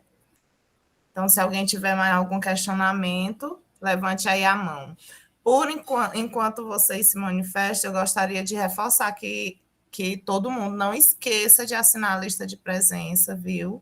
A Adriana já colocou lá no chat, e essa lista vai ser muito importante na hora da emissão do certificado, tá bom, gente? Então, não deixem de jeito nenhum de assinar a lista hoje e amanhã, certo? Também gostaria de fazer o convite para vocês seguirem o perfil do GPS no Instagram, viu? Lá, eu acho que é melhor colocar aqui no chat, né? Mas é GPS _ educação, mas eu vou colocar, o Adriano, se puder colocar bem no chat para ficar mais fácil, a gente seguir, compartilhar, né? Lá vai ter várias informações, a divulgação da pesquisa, uma pesquisa assim grandiosa, né, e muito importante para a nossa atuação, principalmente assim nesse processo que a gente se encontra hoje, né, que é de articulação pela regulamentação, né, e implementação da Lei 13.935, né, então, assim, é um momento da gente se fortalecer também através desses espaços, né, que já estão aí. Viu? Deixa eu ver aqui, eu não vi, né, nenhuma. Bom, gente, então amanhã a gente segue, né? Amanhã nós vamos ter a apresentação da pesquisa da Jéssica Rodrigues, né? Que ela também, inclusive, ela é do CRES Piauí, uma pesquisa interessantíssima, muito importante para a nossa realidade também, lá no chão da escola, né? E também vamos ter a apresentação de 4 experiências, né? Da Secretaria Estadual da equipe que fica na sede da Secretaria Estadual de Educação do Estado, de 2 gerências regionais, né, uma na Grande Teresina e outra lá em São João do Piauí, e de um município também lá do sul do estado, né, de São Raimundo Nonato, que aí acho que dá uma visão um pouco mais ampliada, né, da gente, como está acontecendo, as nossas atuações aqui, eu acredito que tem gente, inclusive, de outros municípios que não seja de gerências, né, mas que estão se inserindo agora na política de educação básica e que vai poder ser um pontapé interessante para a gente se conhecer e também conhecer como é que está acontecendo essa nossa inserção, né, aqui no estado do Piauí, certo? Pois então, já que não tem, todo mundo assinou a lista de frequência, né, gente? Por favor, não deixem. Pois bom, pois nós conseguimos terminar um pouquinho mais cedo, né? Infelizmente, peço desculpa para vocês pelo imprevisto que o professor ele teve problema na internet, não conseguiu de jeito nenhum acessar, entrar no chat, viu? E aí, se a professora Rose estiver aqui e quiser fazer alguma consideração, o João também, se quiser fazer alguma consideração, fiquem à vontade. E eu reforço, qualquer o profissional que estiver aqui, profissional de base, que quiser contribuir, participar do CRES Piauí como base, vocês podem, viu, gente? Inclusive, bacharel também pode participar. Nós temos a comissão, a subcomissão de educação, então vocês podem... Algumas pessoas têm o meu contato, pode me dar um oi, viu? Ou então, se tiver qualquer outro contato de alguém do CRES, pode dar um oi, que aí a gente insere, faz todo o processo de inserção de vocês na comissão, certo? Para a gente aprofundar essa discussão. Oi, gente, a professora Rose e o João estão aí ainda? Querem falar? Se não, pois então, a gente encerra por hoje, viu? Vamos descansar, que estamos cansadas aí de vários turnos, viu? Pois um prazer enorme estar aqui com vocês e muito obrigada, viu, pela presença de todas. Tchau, tchau. Até amanhã. Tchau, tchau.